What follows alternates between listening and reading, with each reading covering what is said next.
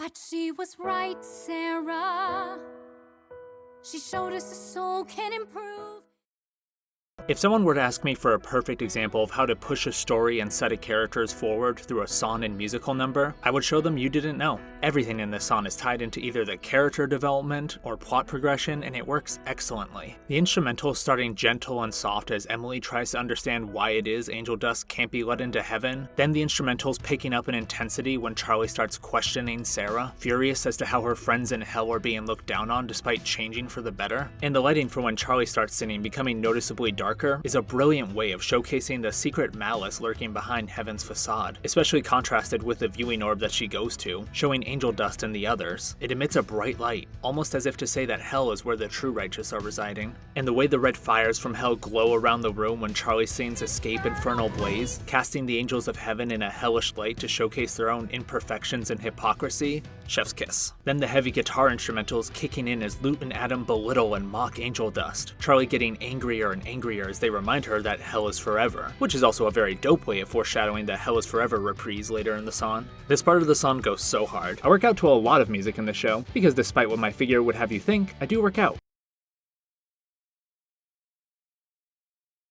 Ow! But I work out a lot especially to this song, and this part in particular with its sick guitar. Like, I know what's being sung is horrible and dehumanizing, but I can't not get a rush of energy when I hear Jessica Vosk's amazing singing as Lute in this part. Never thought that hearing the words crack whore would get me close to being able to lift a 5-pound free weight, but here we are. Thanks for that, Lute. Getting back to the song, I love how her singing pairs with Alex Brightman's, which of course is always top tier stuff. The shot of them circling Charlie then standing on top of the viewing orb as a projection of hell is being displayed is gorgeous, and so is really any moment in this entire musical number. The lighting, the dynamic physicality of characters like any of the angels who can fly around for more intense and dramatic moments in the song, and the amazing camera work, shot composition, and storyboarding. It all comes together for just a stunning example of how peak animated musicals can be. While I'd still say Hell's Greatest Dad is the most visually ambitious and stunning in the show for its variety of different set pieces and color schemes, You Didn't Know, no questions asked, is the second most gorgeous looking musical number of the show in my opinion. It perfectly brings together this intense and emotional court argument that's the most important moment of the whole show, and that weight is felt thanks to the amazing singing, instrumentals, and already mentioned visuals. Really, any of the songs in the show manage to hit the emotional beats they're looking for, but this one really does a fantastic job of amping up the escalating stakes of the episode and paying it off in stunning fashion, and that's why it's easily my favorite musical number in the entire show. Getting back to the song though, after taunting Charlie with the thought of exterminating her while cast in hellish light, the instrumentals immediately take a shift to sounding less aggressive and more frantic as Emily learns about extermination. Sera desperately tries to get Emily to understand why she allows extermination to happen and why she's been keeping it a secret. And I really do believe what Sera's saying in this moment. I don't think extermination is something she particularly enjoys the thought of. I think she's allowed it to continue because she genuinely thinks it's necessary in order to keep things safe for everyone else.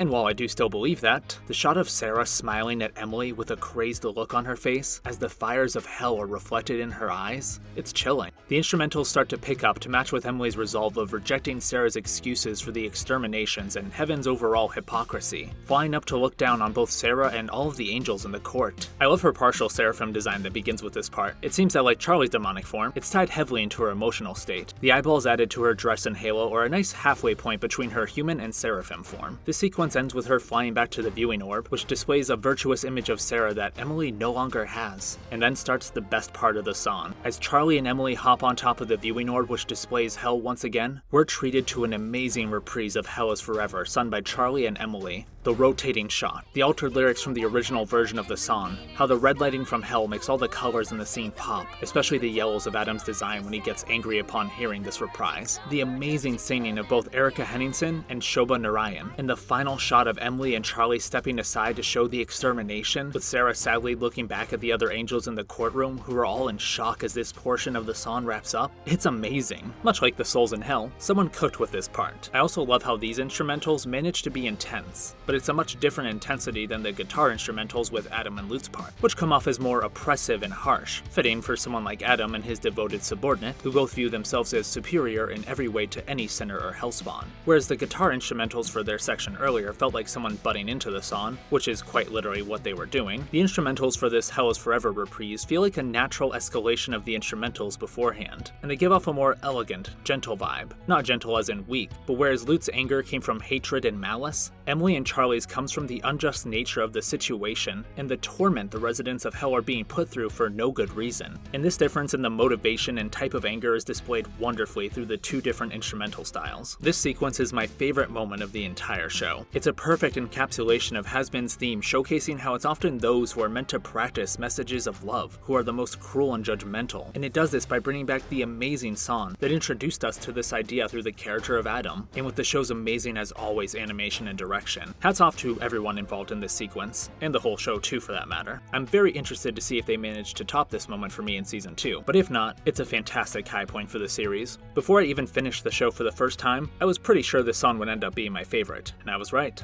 And I knew from the moment I was going to be doing a Hazbin ranking video that this would be in the #1 spot. Unlike other songs where sometimes my mind would change depending on my mood or thought process, especially with the last 5 in this ranking overall, I always knew that You Didn't Know would remain my favorite for how it manages to be an amazingly intense piece of storytelling, conveyed perfectly through the song. It's also a great spotlight for Emily as a character who isn't really seen again until the very end after this episode. I love how her introduction showed us that not all angels in heaven are like Adam, how there's actually good and happy people like Charlie, especially with how alike the two are personality-wise. And seeing her realize the cruelty and hypocrisy of heaven alongside Charlie was really compelling. Getting back to the song though, the song's instrumentals start to slow down as things begin coming to an end, and Charlie says she was told not to trust in angels while ironically looking at Vaggie. Adam and Lute start to mock and tease Charlie with the nature of Vaggie's secret, and despite her best efforts at the beginning of the song to try and calm Charlie down, or now as she tries to get Charlie to leave with her, Vaggie is unable to stop Adam and Lute from revealing her secret to Charlie. I love the shot where Adam says, "Don't you act all high and mighty," how it's a low angle with Adam actually being the higher up character in the shot despite what he's saying to Charlie. Another great representation of how he views himself as above anyone from hell. And the shot, similar to the low angles in Hell is Forever, just makes Adam look massive as he towers over Charlie and Vaggie, which is a cool visual for such a powerful antagonist.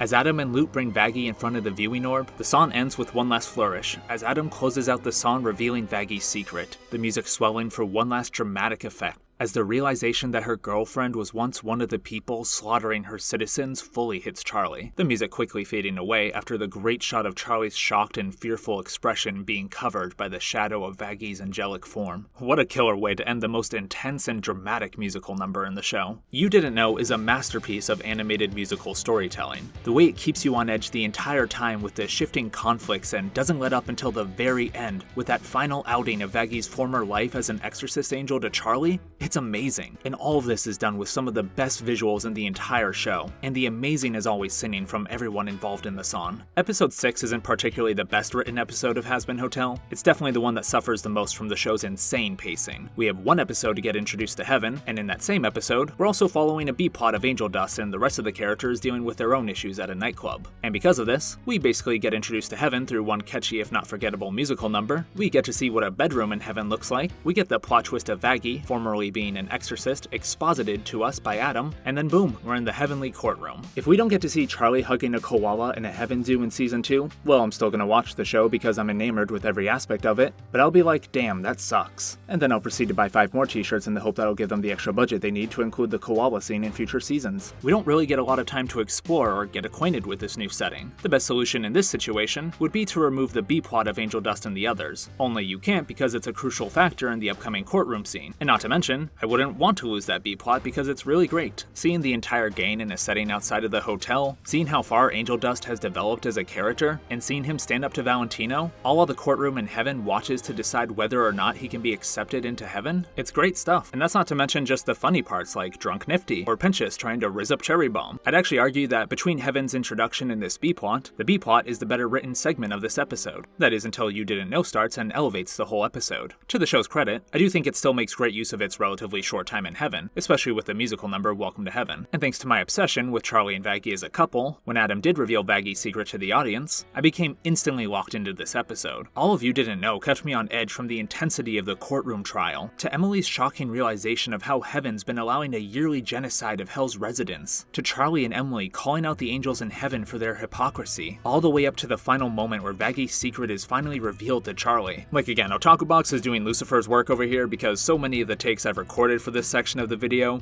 just get ruined by me stopping in the middle of a sentence because I got chills or started choking up while remembering the emotions I was feeling while watching You Didn't Know for the first time. Episode 6 had me on edge not just thanks to how invested I was in Charlie and Vaggie as a couple, but how invested I was in all the characters and their futures. I want Angel Dust, Husk, and everyone else at the hotel to get happy endings. So seeing them go through their own ordeal at the nightclub while being watched by the courtroom to decide if they're worthy of getting into heaven, it's really good stuff and I was invested the entire time. But it's rushed, and there's no denying that. In a perfect world, this episode should have been a two-parter finale to season 1. First of all, that would have given the show more time to breathe overall and stick to its original premise of helping various sinners with their problems at the hotel, which is kinda gone by episode 5 as we start to shift more towards Charlie needing to reach out to heaven to prove the hotel's worth. Then when we actually get to this two-part finale, we would have plenty of time to get introduced to the new setting of heaven, while also more naturally building up both the B-plot and the escalating stakes regarding Vaggie and her secret. However, that's not what we got. But thankfully, I still feel completely satisfied by this episode. And that's 100% thanks to You Didn't Know. The way that it pays off everything that's been building up in that episode and the series' overall themes in a concise but visually stunning display of musical storytelling is genuinely amazing. And watching it for the first time was a crazy experience. It had been a while since any show or game got me that hooked into its story, but I felt like I was going through the same emotional roller coaster of emotions that the characters were, and the pain of knowing I'd have to wait another week for the final 2 episodes was something else. Given it was made a little easier by rewatching You Didn't Know endlessly and discussing episode 6 and the show overall with everyone online, but it was still a tough wait regardless. Getting back to episode 6, it's not the best written episode in the entire show. It's far from it with how little time we get to spend in the important new setting of heaven before getting kicked out back into the main setting of hell. But it's one of my favorite episodes, and the one that had me on the edge of my seat the most, thanks to, well, first of all, how quickly I was able to care about this story and cast of characters overall, but secondly, thanks to the amazing way You Didn't Know elevates a rushed episode with some good elements into a tense and emotional masterpiece of storytelling. The way it elevates everything that made the show great while also pushing characters forward into the conflict of the final 2 episodes, it's amazing. It's a great turning point for Charlie as a character too, who despite having already learned a lot and grown as a character when compared to her more naive self at the beginning of episode 1, now has to try and protect everything she's worked for and all the people she's cared about in the wake of realizing that heaven isn't as perfect and accepting as she thought it was, all while also dealing with her trust in her girlfriend, the person she's always been able to rely on,